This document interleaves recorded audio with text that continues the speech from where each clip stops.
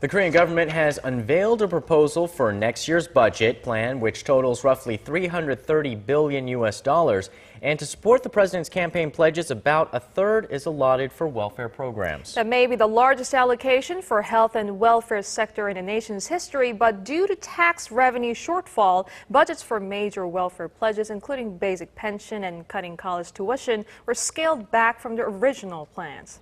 But as much emphasis as the Park Guen-hye administration put on her welfare schemes, it also placed importance on stimulating the economy. For this and more, we have Arirang News' Hwang Ji-hye joining us in the studio. Hello. Hello, guys.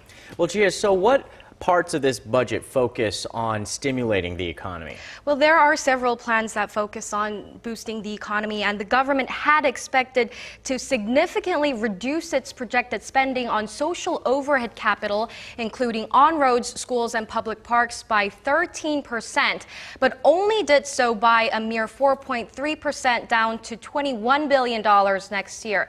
The government also wants to boost investment through its budget plan. It calls for increased financial support for local small and medium-sized companies by $12 billion and plans to create a $1 billion fund for new growth engine industries. The budget plan includes a more than $9 billion rise in financial support for local exporters as well. So, Ji-hye, will these budget plans help the Korean economy regain its footing?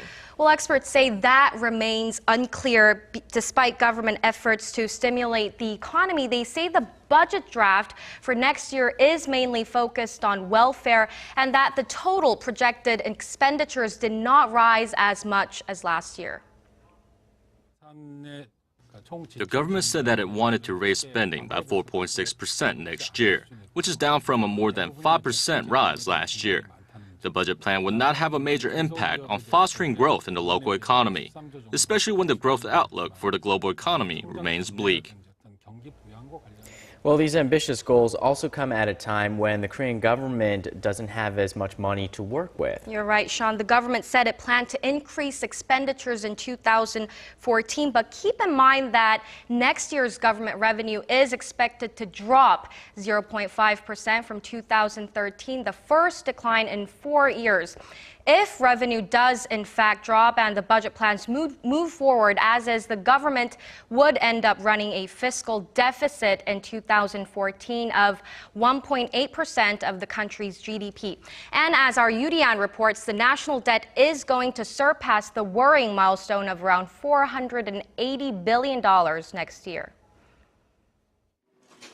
There has been growing concern the country's sovereign debt is increasing at an alarming pace, and the government's proposal for next year's budget envisages a further rise, stoking concerns about the country's fiscal health. The Finance Ministry said on Friday that the government's debt is projected to surpass 500 trillion won, or about $480 billion next year, a rise of 7% from this year. It's an 8-fold increase since 1997, when the nation was hit by the Asian financial crisis. But officials say a deficit is inevitable next year because government spending is necessary to boost a still moribund economy.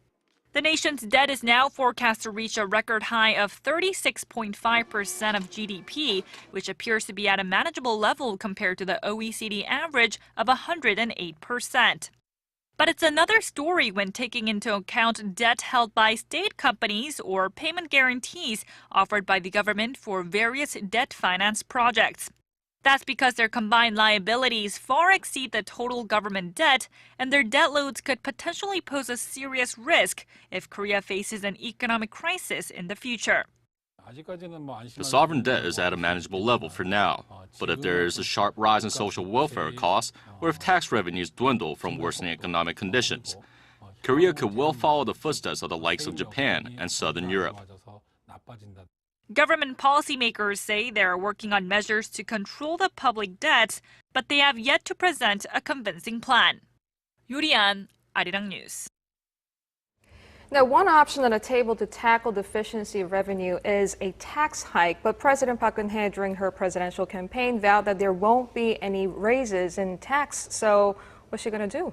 You're right, Ji-hye. She doesn't plan to raise any taxes, but so there will be cuts in public spending. The government is working hard to scale back spending in the public sector, to reduce tax exemptions, and to crack down on underground economic activity in order to boost its tax base. But experts say the moves won't be enough to make ends meet and that raising taxes could be an option down the road. Okay, Hwang Ji-hye, thanks so much for the breakdown of the budget challenges ahead. You're welcome.